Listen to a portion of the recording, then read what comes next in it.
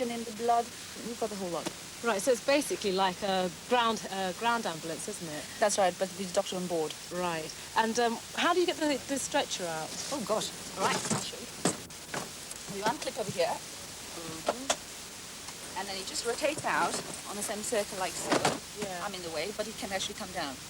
The hub of the Flying Doctor service is the HEMS operations room. Control room. And today we have Charlie on the operations. How do you do? Charlie, this is Diane. How do you do? Hello. When the call comes in from the London ambulance on the red phone, we plot the position on the form, which is already completed with the weather of the day. Look for the position in the A to Z book and punch the details into the computer, which then produces our sheet, giving us tracks and distances to the accident site and to the nearest hospitals. Well, we're doing up to 6 or 7 calls a day at the moment. So in between calls, we rest, we have coffee. We also have to replenish all the drugs or any equipment that we've used on board. We check all our equipment on board, whether it's been functioning properly or not, and generally wait.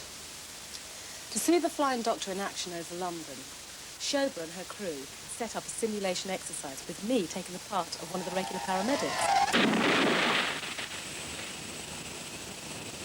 Yvette played the part of the casualty. With all the bad weather we've been having recently, this could have easily happened to me. Imagine that I've just skidded off the road and crashed. The police are here and find out that I'm in urgent need of medical attention.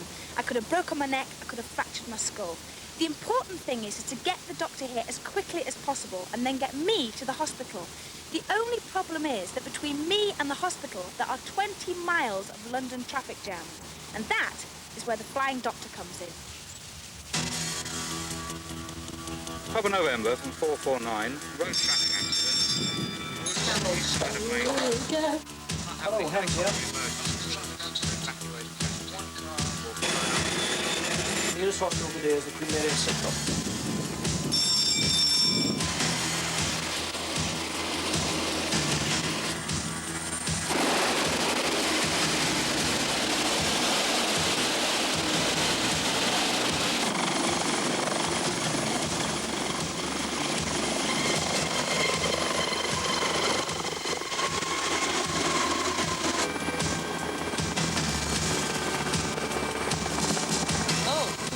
Yes, I can now. Can you fly anywhere in London? We can fly anywhere in London, that's right. There are some zones which are restricted for certain on the single-engine aircraft, but this particular one is a twin-engine aircraft, and hence we can. So what sort of landing sites do you have?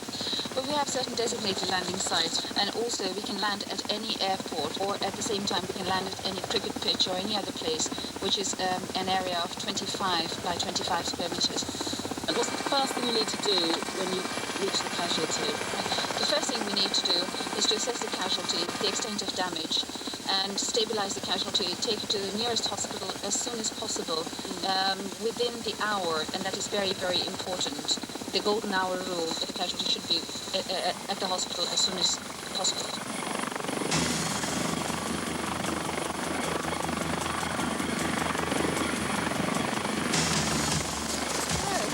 Hello. Right, what's the first thing we do when we reach the casualty? Well, the first thing we do is to assess the casualty, see what the problem is, get her onto a stretcher, onto the helicopter, and to the hospital as soon as possible. Right. Great. Thank you.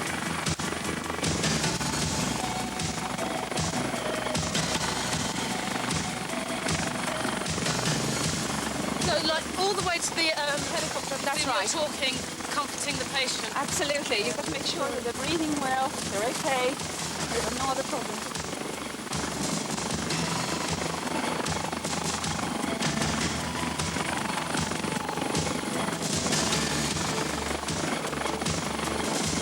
Feeling all right, lovey? Yeah, I feel fine. It's very comfortable on this bed. I should imagine though if it was real, I'd be quite scared, you know. Gosh, look at all that. So much damage, I can't believe it. That's from the storm last night. That's That's right. It's from the storm last night. Now, certain roads over here, you can see they're absolutely impassable by any vehicle. And in this case, the air ambulance comes in its own force. Do you actually carry out operations on board the helicopter? We try not to carry out operations as such on the helicopter. What we try to do is to stabilize the casualty on ground as soon as possible. What we can do is to monitor the condition of the patient, whether it's deteriorating or not on board the helicopter. This is so exciting. We're going right over London, right over the centre.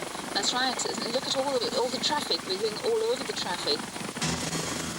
This isn't the first air ambulance in Britain.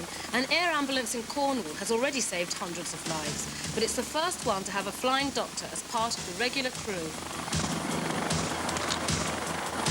Soon, we were ready to land at Queen Mary's Hospital. In windy weather, they take no chances. And in a well-rehearsed emergency plan, the fire brigade was standing by.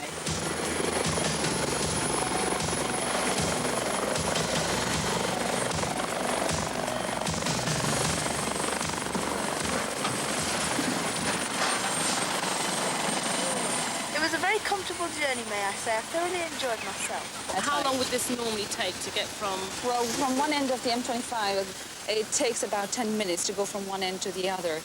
In this particular circumstance, it would do it in less than about 5 minutes. And do you see air ambulances replacing ground ones in the future? No, certainly not. Assisting them, definitely, not a replacement. If London's Flying Doctor project is a success, surgeons hope that it will pave the way for a network of helicopters which could save lives for real all over Britain. So that's what it's really like, action movie or what? Yeah, that's the real thing. Yeah, I was very comfy. I had such a